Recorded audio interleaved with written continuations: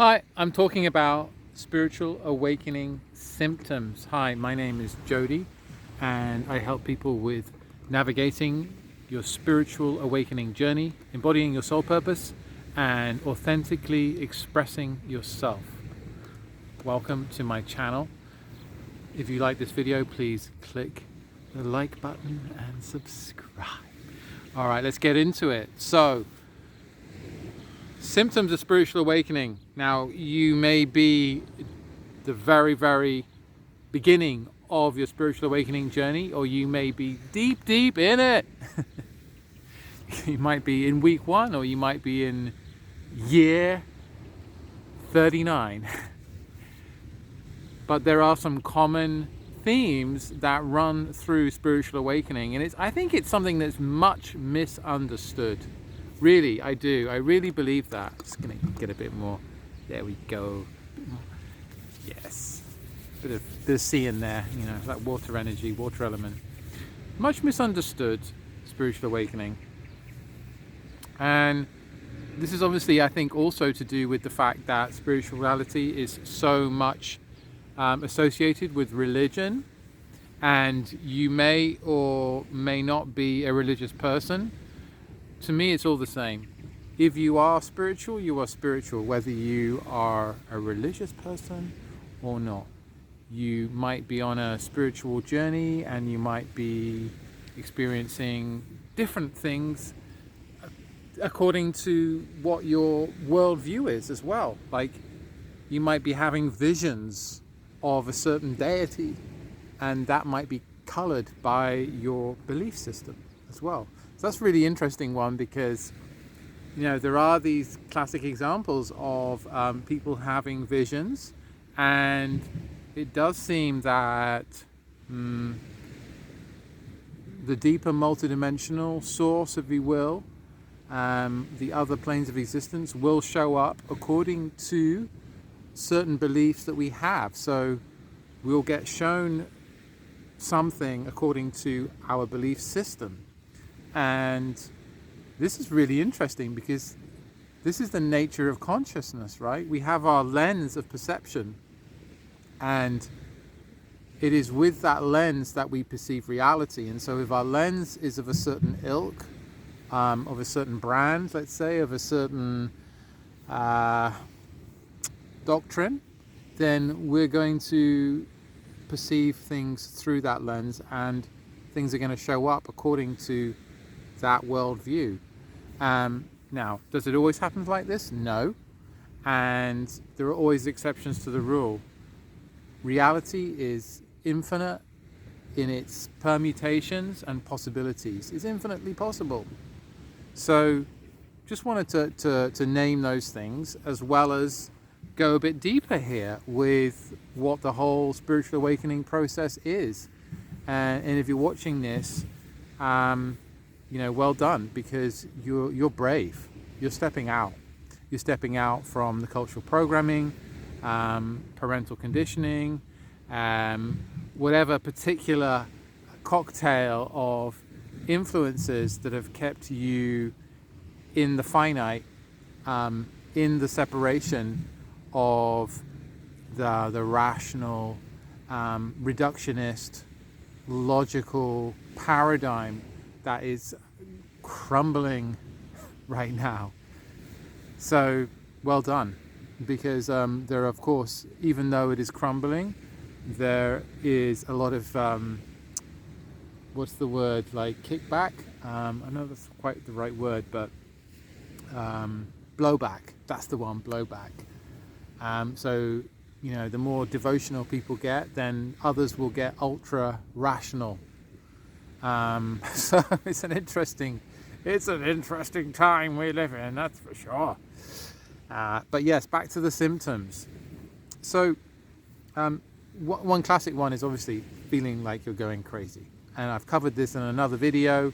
I'm happy to link you in the description. In fact, I should link you in the description, because that is a great video. Feeling like you're just going mad, you're losing it, you're going crazy, you're going loop the loop.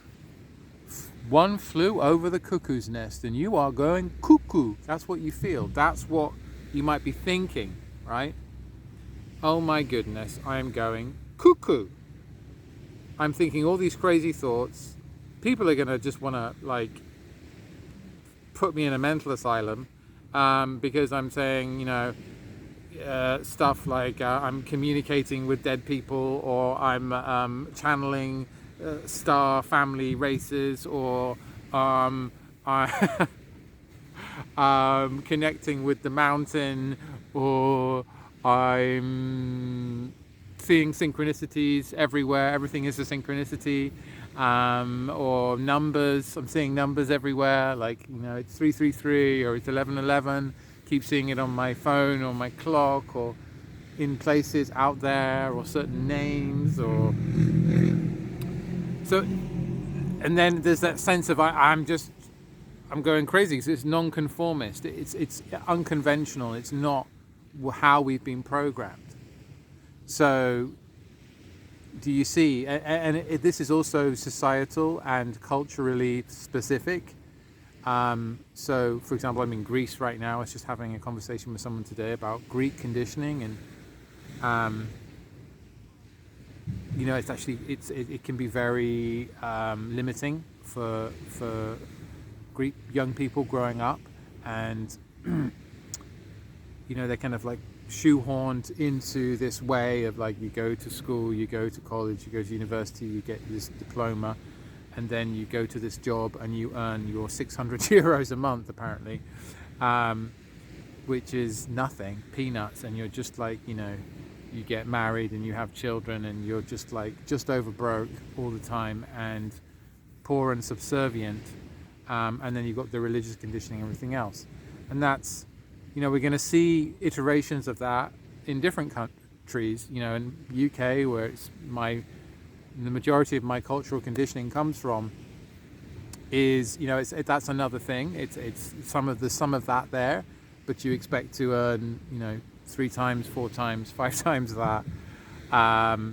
It's not Orthodox Greece, for example, Greek Orthodox or Orthodox Christianity. It's Church of England Protestant, but then you can be of a different religion and that's okay. We've got massive Muslim population, Hindu population, and we've got all the colours under the sun in terms of Christianity there. So there's more of a broadness, and there's more equality, for example, between men and women, with wages, with rights, with expectations about making it in the world and career and all of that. But then it's like, don't be loud. If you're a loud person, you're rude.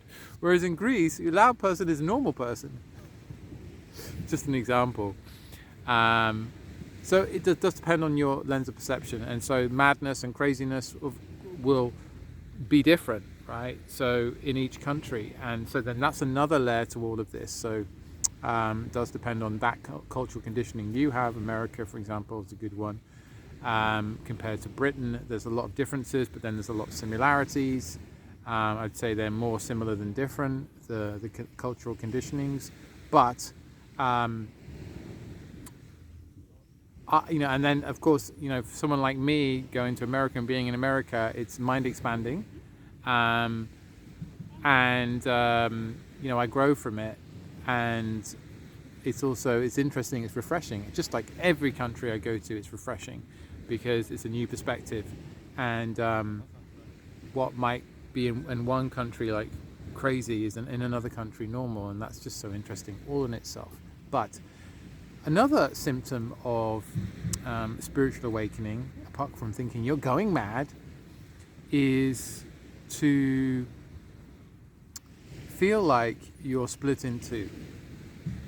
So because you've got, on the one hand, your new understanding and your new sense of the infinite, the spiritual, the unseen, the inner, the heart maybe, and then you've got, on the other hand, your old life and the old self and your conditioned self, and so you can feel like, and then that's like your old friends, how they see you, and your parents, and where you've come from, compared to maybe the new community that you've become part of as you've unfolded in your spiritual awakening process. And so that's very common, to have that kind of feeling of I'm split between two different selves. And another sign of spiritual awakening is just feeling like everything, there's a reason for everything. Like, no, nothing is random, actually. It's like an inner knowing that happens. And I think that's very key, that, of all the people I've spoken to having a spiritual awakening, that's one thing that I see again and again and again, that everyone sort of begins to realize that everything, there's a reason for everything. There's nothing random going on. And a final sign of spiritual awakening might be to change your diet, because you're like, oh, actually what I put in my body affects my consciousness. And there are various iterations of that. So anyway, I'll cover more in the next video. Comment, would love to hear your comments. Book a call if you want help, and click the notification bell, subscribe, and everything else. Okay, blessings.